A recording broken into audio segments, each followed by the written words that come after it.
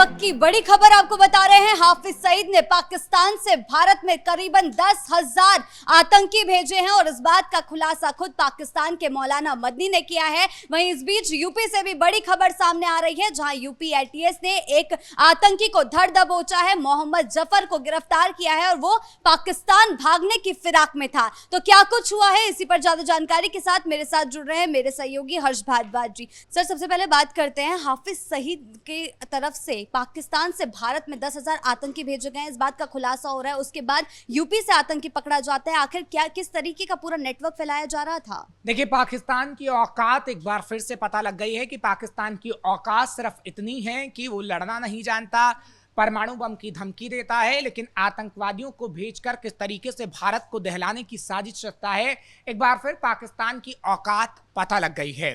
क्योंकि देखिए, अगर हम बात करें उस आतंकी की जो हाफिज सईद का गुर्गा है, उसका नाम है नसीर मदनी, उसकी तरफ से एक ऑडियो जारी किया जाता है। हालांकि एक वीडियो भी सामने आया है और उस वीडियो में ये दावा किया जाता है कि भारत के अंदर 10,000 आतंकी हाफिज सईद ने भेजे हैं। और ऐसा वैसा दावा नहीं है, वो दावा ये करता है कि पाकिस्तान की सरकार से भी हमारी मीटिंग हुई थी और मीटिंग के बाद ये आतंकी भारत के अंदर भेजे गए थे। ऐसे में दुनिया में पाकिस्तान एक बार फिर से एक्सपोज हो गया है। जो पाकिस्तान ये कहता है कि नहीं, आतंकवाद से तो हम खुद परेशान हैं। भाई, आप अगर आतंकवाद से परेशान हैं तो ये आतंकवाद आप भारत में किस तरीके से भेज रहे हैं, इसका खुलासा तो आप ही के मुल्ला मौलवी कर रहे हैं, जो कि हाफिज सईद से जुड़े हुए हैं। क्योंकि देखिए, अगर हम लश्कर की बात करें, लश्कर तैयबा की बात करें, तो कितने आतंकी भारत के अंदर आए हैं उसका आंकड़ा भी कहीं ना कहीं भारत सरकार दे चुकी है दुनिया के सामने। लेकिन पाकिस्तान उसको मानता नहीं है और अब पाकिस्तान के अंदर ही वो तमाम आतंकी खुलेआम ढिंडोरा पीट रहे हैं कि किस तरीके से 10,000 आतंकी को हमने भारत के अंदर भेजा है। ऐसे में होगा ये कि आगे आने वाले समय में दुनिया पाकिस्तान पर थूकेगी और कहीं ना कहीं पाकिस्तान जब एक्सपोज हो गया है तो आतंक की फैक्ट्री किस तरीके से पाकिस्तान के अंदर लगी हुई है, इस बात को हम दावे के साथ कह सकते हैं। क्योंकि आप बार बार भारत की तरफ से सबूत पाकिस्तान को लेकर दिए जाते रहे हैं, यूएन के अंदर से लेकर दुनिया के सामने हमने सबूत दिया, लेकिन पाकिस्तान ने हमेशा से उसे नकारने का काम किया है। लेकिन जब से ये वीडियो सामने आया है, जब से खलबली मच गई है। दरअसल दिन था 14 अगस्त, जब पाकिस्तान का स्वतंत्रता दिवस होता है और तकरीर लंबी चौड़ी की जा रही थी। इसमें मदनी, जो मौलाना मदनी है, उस होशोवास खो गए और उन्होंने सच्चाई कबूल कर ली और बताया कि कैसे 10,000 आतंकियों को हमने भेजा और रास्ता हमने जम्मू कश्मीर का चुना। ये बात भी इस वीडियो में कही गई है, जिसके बाद पूरे पाकिस्तान में खलबली मची हुई है। और पाकिस्तान के एक्सपर्ट, जो कि डिफेंस एक्सपर्ट हैं, उनके बयान भी अब सामने आ रहे हैं, जिसमें पाकिस्तान के डिफेंस एक्सपर्ट पाकिस्तान सरकार को ही आगाह कर रहे हैं कि अगर आप लगातार ऐसे ही आतंकियों का साथ लेते रहे तो दुनिया में ना तो आपको कोई भीख देगा और दुनिया में ना ही आपको अंदर घुसने दिया जाएगा, यानी अलग अलग देशों में। क्योंकि इस वक्त मुनीर इतरा के अमेरिका तो जाते हैं, बताते हैं दुनिया को कि देखिए अमेरिका तक हमारी पहुंच हो गई है, लेकिन आतंक को किस तरीके से बढ़ावा देने का काम, आतंकियों को पालने का काम मुनीर करते हैं और शहबाज शरीफ करते हैं, उसकी पोल तो खुल चुकी है। ऐसे में ना तो कोई भीख उन्हें देगा और ना ही अपने देश के अंदर उन्हें घुसने देगा, क्योंकि पहले भी कई बार मुनीर की बेइज्जती हो चुकी है, शहबाज की बेइज्जती हो गई है। और सिर्फ शहबाज मुनीर की नहीं, इससे पहले तमाम जितने भी प्रधानमंत्री रहे हैं उनकी घोर बेइज्जती हुई है, क्योंकि आतंक की फैक्ट्री लगाने का काम पाकिस्तान हमेशा से करता है और एक बार फिर ये साबित हो गया है। अब बात करते हैं उत्तर प्रदेश की, क्योंकि देखिए दूसरा सबूत हम अपने दर्शकों को देने जा रहे हैं। क्योंकि जफर का आपने बात किया, वो जफर कहीं ना कहीं ये कबूलनामा अब कर रहा है, जब उसकी गिरफ्तारी हुई है, कि उसकी जो मीटिंग थी वो हाफिज सईद के साथ फिक्स थी। इस बात का कबूलनामा उसने कर लिया है, क्योंकि उसका जो मकसद था वो था बिहार से पासपोर्ट बनवा के सीधा पाकिस्तान जाना।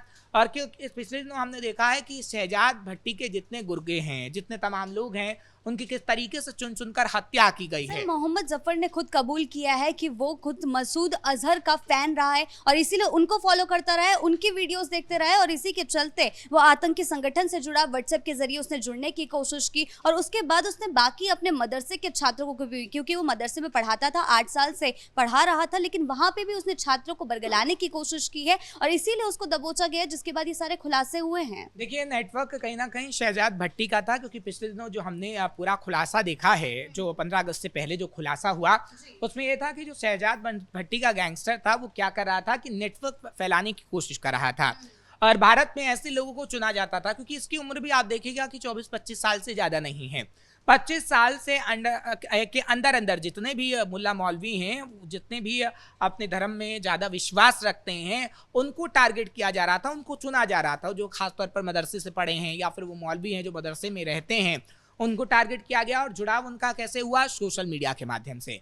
सोशल मीडिया से संपर्क किया गया और उन्हें बताया गया कि किस तरीके से आपको अपने धर्म की रक्षा करनी है, जबकि इस्लाम किसी को मारना नहीं सिखाता है। ये बार बार इस्लाम सिखाता है तो अच्छी बातें सिखाता है, लेकिन उसी अच्छी बातों को ये लोग कबूल नहीं करते हैं। कुछ कट्टरपंथियों का हम जिक्र कर रहे हैं, क्योंकि आम मुसलमानों से अगर आप इस्लाम की भाषा को समझेंगे तो उसमें बहुत सारी खूबियां हैं, लेकिन कहीं ना कहीं उस खूबियों को नकारने का काम ये मुल्ला मौलवी करते हैं और ये कट्टरपंथ फैलाने का काम करते हैं, जिहाद फैलाने का काम करते हैं। और किस तरीके से इनको टारगेट दिया जाता है कि भारत के अंदर तमाम जो हिंदू हैं वो काफिर हैं, उन्हें मारो।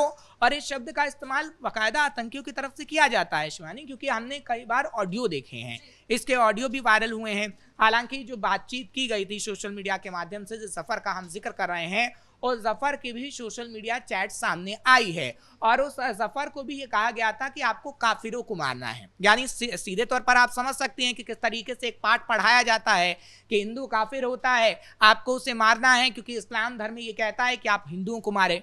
यानी पाकिस्तान गलत पाठ ऐसे मुल्ला मौलवियों को पढ़ाता है, क्योंकि 24 साल या 25 साल उतनी उम्र नहीं होती कि आप इस्लाम को अच्छे से समझ सकें, इस्लाम को अच्छे से पढ़ सकें। क्योंकि देखिए 18 साल अमूमन पिछले जो आतंकी पकड़ाए हैं, जो दिल्ली ब्लास्ट हुआ था उस मामले में भी हमने देखा कि अलग अलग जगह छापेमारी की गई।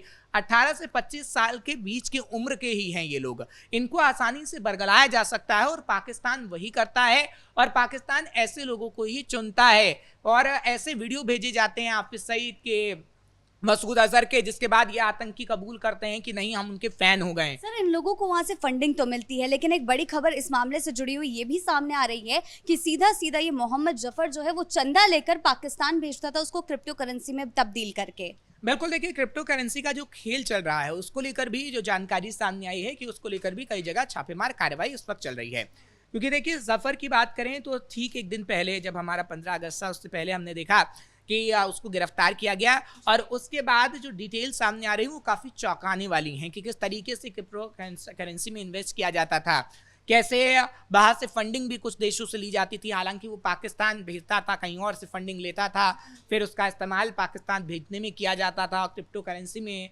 चीज़ों को किया जाता था। तो ऐसे कई मामले हैं जो इससे जुड़े हुए हैं। अब इसकी पड़ताल की जा रही है। हालांकि इस पर जब डंडे बरसने का काम हो रहा है तो कहीं ना कहीं ये कबूलनामा अब कर रहा है कि हाँ, किस तरीके से मदरसे में रहा करता था, किस तरीके से बिहार से ये उत्तर प्रदेश पहुंचा, किस तरीके से बिहार के अंदर से ये पासपोर्ट बनवाकर पाकिस्तान जाने वाला था। क्योंकि हमने पहले भी कई लोगों को देखा है कि जो पकड़े गए हैं उनके पास पासपोर्ट रहा और वो पाकिस्तान जाने की फिराक में थे, लेकिन उससे पहले ही वो पकड़ में आ गए। और ऐसा ही ये व्यक्ति जफर था जो कि आतंकी है, इसे आतंकी ही कहेंगे क्योंकि इसने पूरी तरीके से वैसी गतिविधियां की हैं जो उत्तर प्रदेश को दहलाने की कोशिश हुई है।